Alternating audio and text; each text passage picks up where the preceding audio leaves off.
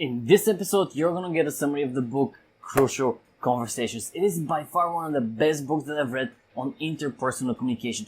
On what do you do when the stakes are that high, when you know that this conversation is gonna change your life, whether that's a personal, business, does not matter. What do you do in those super important conversations? Let me show you what this book is all about. Let's talk about the core ideas, and then let's jump into what do you do, how do you implement them in your life. Let's do it. Close your eyes and imagine the most average person you can think of. Well, that's James. He's a regular guy with an ordinary life. He loves books, the Beatles, and spending time with his girlfriend. He loves to spend his weekend on the couch watching TV. And today is a typical day, a Saturday like any other in James's life. Or at least it was until the moment his girlfriend Anna comes home and says, "We need to talk." James is caught off guard. His stress levels increase drastically and he cannot reason. With no prior warning, James finds himself in a crucial conversation that will undoubtedly shape his immediate future and his relationship. A crucial conversation is a discussion which is typically characterized by three major factors. Stakes are high, opinions vary, and the parties involved have strong emotions. And we've all had at least a few of those in our lives, even if we didn't realize it at the time. And make no mistake, crucial conversation is not a planned high-level meeting like the one you might have at work during, let's say, your scheduled yearly manager meeting. Crucial conversations are things like ending a relationship, giving your boss critical but needed feedback, or something like confronting a coworker or a neighbor about something that they did. The problem with such high-stake conversations is that we often plain suck at having them. We tend to avoid these conversations because we're afraid we're gonna make matters worse. We tend to react negatively when put into a crucial conversation for the simple reason that we're human, and human beings tend to behave their worst in the most critical moment, as the author puts it herself. After all, when you're under stress, blood is directed away from your brain into your muscles, so your thinking naturally suffers.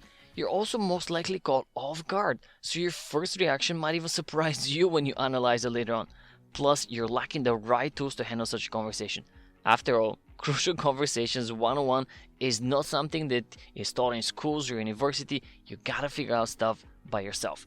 So let's fix all this and arm you with the right skills needed to handle any crucial conversation, because eventually you're gonna find yourself in one or you have to deliver one, no doubt about it. It all starts with knowing your heart. First and foremost, you absolutely need to stay focused on what you really want in a conversation. And not the petty BS stuff like winning the argument, but the big picture item like having a stronger relationship or a better job. Of course, this is not easy, and you might need to revert some of the tactics that you grew up with, such as silent treatment or manipulation, or having to quote-unquote win. You're not in a competitive sport, so winning the conversation might mean losing the relationship, so always keep that in mind. Avoid trying to discredit the other person or put them in their place, as they say, as those again put you away from the original purpose.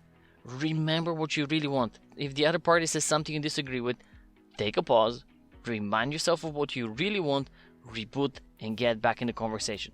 Uncomfortable? For sure, but exponentially better than going on the offense with a knee-jerk reaction. Next, you absolutely need to ensure safety. One of the main prerequisites of a healthy dialogue is safety. You cannot have a really constructive conversation if not all parties feel it's a safe environment. To maintain that crucial safety, you need to consider two core elements: what is being discussed and what is happening in response. Both content and conditions are important. And it makes sense when you put yourself in that situation. If the conditions are safe, you can say almost anything and it's going to be perceived semi-okay, even if it's something really bad. People typically become defensive not because of what is being said, aka the content, but how they feel, or if they feel it's a safe place. If you know the other person has your best interest in mind, you have no doubt about it, you're going to be that much more open to receiving even truly negative feedback. So, how do you make the condition safe? Well, there's 4 parts to it. First is spot the turning point. That is, notice when the conversation becomes crucial. That could be something physical. For instance, a person's shoulders may tense up. It could be emotional, when someone becomes angry or afraid or hurt, or behavioral, if someone raises their voice or becomes quiet. 2. is watch for signs of safety problems. When people begin to feel unsafe, they may push, insult, become sarcastic, or make fun of you. Instead of fighting back, try to see the other person's aggression as a sign that they don't feel safe. Be curious rather than angry or fearful. 3. See if others are moving towards silence or verbal violence. And 4. Beware of reverting to your own style under stress by paying close attention to what you're doing and the impact that is having. Are you redrawing yourself? Are you masking things up with jokes or sarcasm? Knowing yourself and how you tend to react under pressure and trying to improve on that is crucial to any conversation. Next, as step number 3, you need to make the content safe. For people to feel safe in speaking what is really on their minds, 2 things need to exist: a common purpose and mutual respect. Typically, when someone doesn't feel safe saying something which is potentially negative, but nevertheless true, it is because of 2 things. Either they don't trust the mutual purpose, and think of the last time you talked to someone and had a vibe that there is an ulterior motive, or the mutual respect has been undermined. And think of the last eye roll that you received or did, and the dialogue cannot really resume until that respect has been restored. Common purpose, mutual respect, absolutely crucial to any conversation.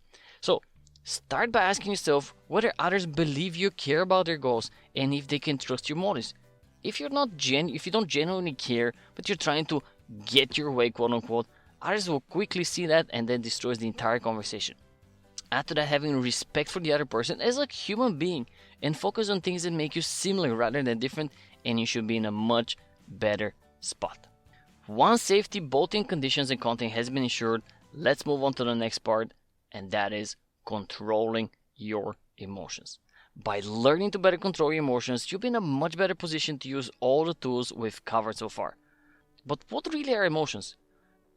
These are generally the stories we tell ourselves when someone does or says something. They're not forced upon you by others. Others don't make you mad. You make yourself mad. And it's a bit of a mind twist, but oh my god, so true. So make sure that you're in charge of the story that's going on in your head. Is it the full story? Is it a true story? By learning to control your emotions, you'll be better positioned to have a successful, crucial conversation. Remember that emotions don't just happen, and you can either control your emotions or be controlled by them. Here's a neat little tactic to help you become the master of your emotions. It is called retracing your path to action. It's essentially going back from how you acted. It goes like this. First, you start with the act. Examine your behavior. Ask yourself, how am I acting right now? Then you move on to the feeling. Identify that feeling. Ask yourself, what are the exact emotions that are driving the above behavior? Then you move on to the story. Ask yourself, what story that I'm telling myself is creating these emotions? And finally, examine the facts. Ask yourself, what is the evidence, things that you see or hear that support the story? By retracing your path, you can see exactly what is going on, hence gaining control over it in order to change your emotion if needed. It is a phenomenal exercise. It's hard to do it at first, but the more you do it, the more you're going to discover how powerful it is in changing your own emotional state. Step number 5 is share your stories. Now that you're the ultimate master of emotions, it is time to share your stories in a way that makes others receptive to them, in a way that encourages feedback. Share your facts. Explain what conclusion you're drawing. Encourage the other person to do the same. Share their story and their facts.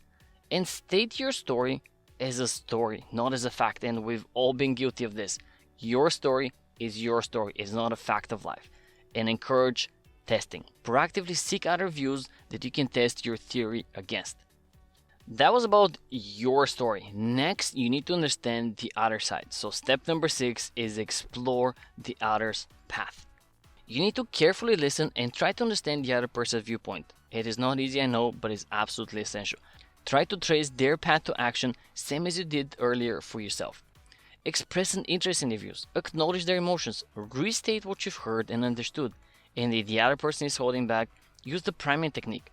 Offer a guess as to what they might be thinking as a way to get the discussion started. And now for the final piece of the puzzle, step number 7, move the conversation to results. Once everybody contributes their information to a crucial conversation, the final step is action. All the conversation effort is dull unless there is a plan of action and follow through to achieve results. Make assignments. Who, do, what, and when. Follow through. Agree on how and when you follow up on the agreed assignments. And finally, document. After all this hard work, don't let your unreliable memory mess everything up. Write things down. Now let's get back to our friend James. If he knew what he really wanted to get out of the conversation, he made his girlfriend feel safe, was in control of his emotions, and shared his stories and how he got there, and moved the conversation to results and action, he would have walked away out of the crucial conversation like a champ. Now let's see how you can use all this information to handle your next crucial conversation, because whether you need to have it and be proactive about it, or you're going to be put in it, it is coming. Hey, welcome back. So that was crucial conversations. And as you can see, a lot of information. So let's unpack a little bit before you get overwhelmed, and let's see how can you get better at communication, at interpersonal skills, and those conversations that are super high stakes. You know how? By practicing in the non-essential conversation. Because imagine, if you're stuck, like most of us do, in the everyday communication, there's no way the crucial conversation is going to happen. You're like, wait, I usually suck here, but let me just raise up to the challenge and just be better. You gotta practice in the non-essential conversations, in your everyday conversation with a friend, with a family member, with a random person on the street. Of course, be safe out there.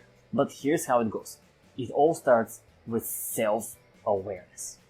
The next time you have a conversation with somebody, pay attention to yourself. And I know it's a little bit weird, but here's what I mean.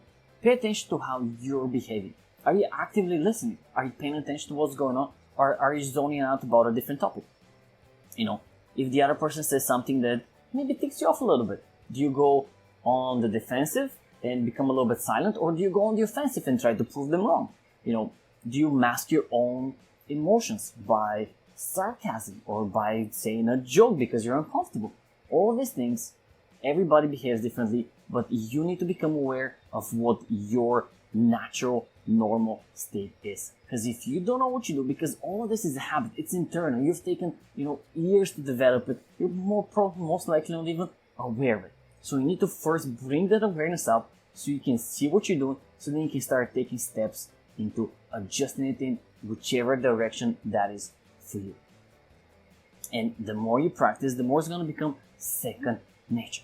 Because that's the way it goes. A crucial conversation happens, your spouse walks in or your boss walks in, and all of a sudden you're just dropped into the middle of a life-changing conversation. There's no way you can be like, wait, let me just pull up all the information that I saw in this book or this video online. No, it happens fast. You need to react fast. So the only way to do it is for all this information to have been internalized. How do you do that? By practicing. By practicing the non-essential conversation, by becoming a better listener every day.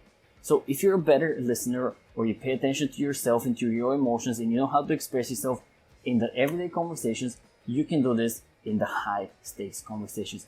It's relatively simple, but it's going to uncover a lot of things that might be uncomfortable. And that's okay. You're bettering yourself. That's the way it works. So practice those skills in the non-essential conversations, and you're going to become a better communicator in the crucial conversations that are going to change your life. And if you want more videos such as this one, reviewing some of the best books in interpersonal communication, in productivity, in self-help, in personal finance, click on the subscribe button, join the family. There's a new video coming out each and every week. But until then, go practice your communication skills, go practice that self-awareness, become better at the everyday conversations, have an amazing day, and I'll see you in the next one.